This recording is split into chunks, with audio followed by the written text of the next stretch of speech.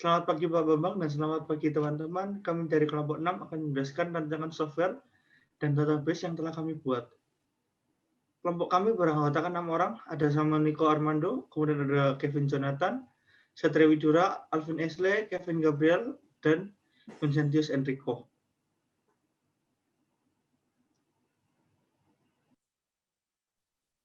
Ya, bisa dilihat di sini. Ini rancangan database kami. Yang pertama ada karyawan. Di karyawan itu yang pasti ada ID, nama, email, nomor, tanggal lahir, alamat, sama tanggal karyawan ini masuk ke perusahaan ini, ya kan? Terus yang kedua, yang selanjutnya ada hasil kinerja. Situ mencatat bulan, aspek penilaian, nilai, sama ID-nya. Terus ada jabatan, ada ID sama nama, ya kan? Terus karyawan sama hasil kerja, hasil kinerja ini itu one to many, ya, many-nya di karyawan. Sementara kalau karyawan dengan jabatan ini many to many, sehingga muncul entitas baru. Nah, kami beri nama riwayat jabatan. Nah, di riwayat jabatan ini ada start date, start jabatan sama end jabatan. Jadi pertama kali karyawan ini masuk ke jabatan ini sama keluarnya ini. Jadi kayak riwayatnya. Ya, lanjut.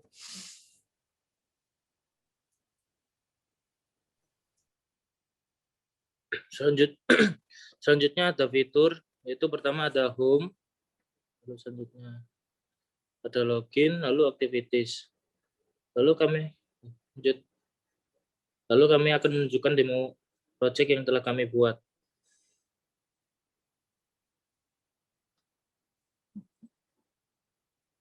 Oke, kita sekarang akan melakukan demo dari aplikasi yang kami buat. Jadi yang pertama kita masuk ke login. Yang pertama kita sign in dulu. Nah, setelah kita sign in, kita akan masuk ke menu home. Yang mana di menu home itu sendiri ada to do. Yaitu to do itu berisikan tugas-tugas karyawan yang akan dilakukan. Terus ada on progress itu tugas-tugas yang lagi dikerjakan oleh karyawan tersebut. Kemudian ada presensi karyawan selama 1 bulan. Lalu di sebelah kanannya itu ada performance report, itu yang mencatat report karyawan selama 1 bulan itu. Next. Lalu untuk fitur activities, jadi activities ini adalah fungsinya untuk menampilkan yaitu kalender atau jadwal yang sedang dilakukan dalam rangka kegiatan meningkatkan kinerja dari sumber daya manusia dan serta meningkatkan soft skill.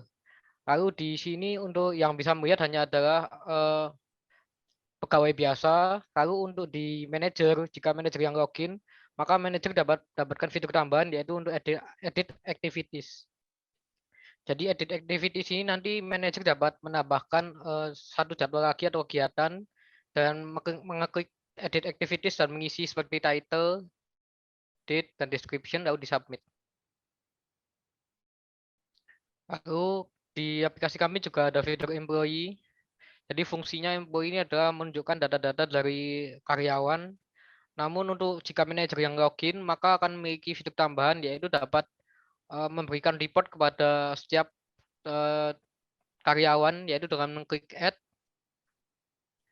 lalu mengisi report yang akan diberikan kepada karyawan seperti performance, disiplin, time management, dan advice. Lalu dapat disubmit. Kan di finish. Selanjutnya. Setelah itu ada fitur software. Fitur software ini berguna untuk mempermudah karyawan dalam bekerja. Tidak perlu mencari resource di luar. Contohnya itu software yang diperlukan adalah Microsoft Office, SPSS, Adobe Photoshop, dan Zoom Meeting.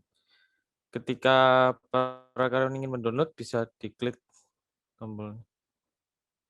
Nah, setelah sudah download, ada tulisannya successfully download. Setelah itu bisa di-close. Dan fitur selanjutnya adalah logout. Sekian dari kelompok kami. Terima kasih.